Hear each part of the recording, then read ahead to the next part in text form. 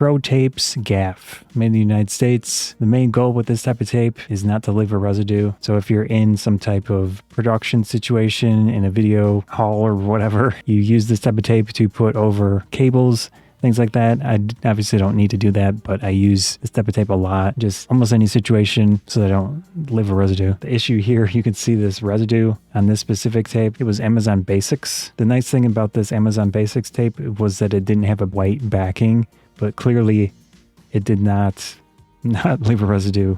So this is the actual piece of tape, and then on my microphone, all that is the dried up residue. Yeah, that's pretty bad. It's got cloth backing. You can tear it. In this case, it's black, but they do have white as an option.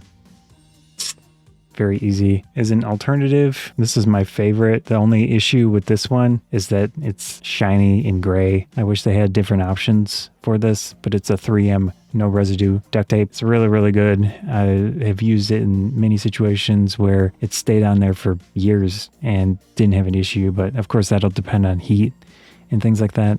This also has the white backing and it tears, but not as easily as the gaff tape. Still, this is a really, really good tape. So in this case, I'm going to cut some of it, because usually when you cut it, it's not going to show the white backing as much. The matte finish on tapes like this is very, very nice. As you can see, it is visible on the microphone, but it's, in my opinion, better than having a logo on there. I usually use these things in ways that are not designed to do, like that.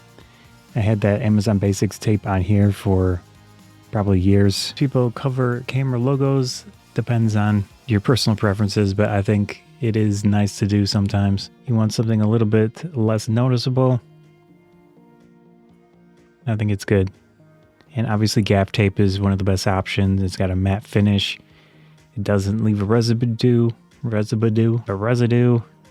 much the ideal type of tape for this situation. You temporarily cover the hot shoe or something with gaff tape.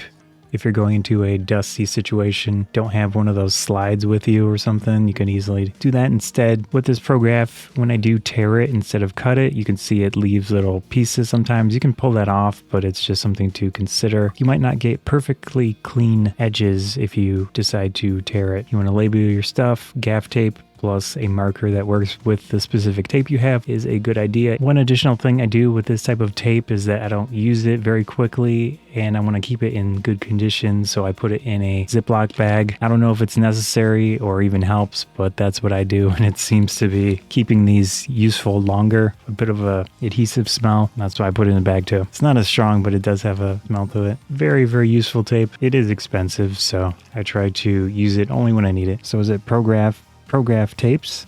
It must be Pro-Gaff tapes. Whatever it is, it seems good so far.